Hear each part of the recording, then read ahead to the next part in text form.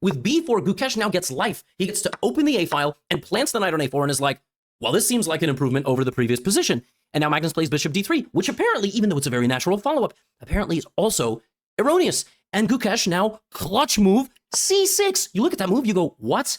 c6 defends the pawn, but more than anything else, it attacks white's center. And you might be looking and going, isn't that a free pawn? The answer is yes. But the problem is, now Gukesh has backup. d5 anyway. This white pawn is totally cut off. It's like you wrap, like a skin tag. You wrap, it's gonna dry out. And suddenly, Gukesh is getting counterplay. This little king walk completely got Gukesh back into the game because the center is now opening up. And this is anybody's game. The game is now totally out of control. Magnus plays pawn takes d5, Gukesh plays knight takes d5. Suddenly white is like, wait a minute, why didn't I castle? Frankly, why didn't I castle that way? Now my king is going to be stuck in the center, which could be a problem. It's going to take me multiple moves to safeguard my king. a3. Magnus still keeping control of the game. Here comes Gukesh with rook d8. There are threats on the bishop. There are threats to get in the knight. There's threats like knight b2, deflecting the queen away from the defense of the bishop. Suddenly, it's Magnus Carlsen who's down on time. He was up 8 minutes in the early middle game.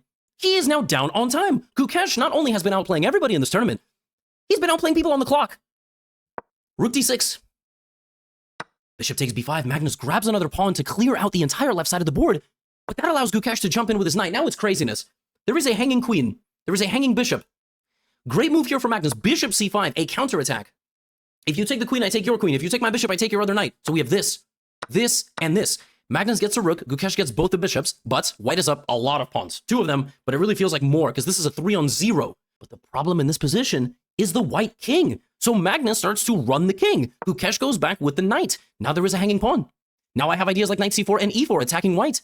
And both guys are down to 5 minutes. Magnus goes queen d3. Gukesh plays the best move. Queen e6, the only move in the position to maintain any advantage. Simultaneous threats of infiltration over here, e4, covering important key squares. This is a great move. 420 to 530. Magnus with this move goes down to 1:35 and blunders.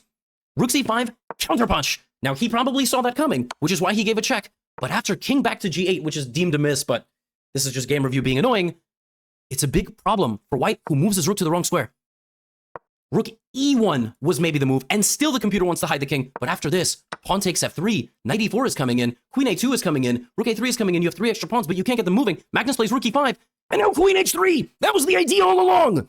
There was 2 infiltration spots, h2, g2, both hanging. Magnus has to take a pawn, but rook a3, knight c4 also. Rook a3 is going to be incoming on the next move, which is why rook a5 has to be played. So Magnus has to give up a rook to survive the counterattack. His pawn is very close to promotion, but it's just not going to get there. Queen d7, but here comes knight e3. The rook is hanging. Queen g2 is there. Rook d2, check here. And Gukesh comes back with his knight. Knight c6, rook a5. Rook e5 is coming, and Magnus resigns.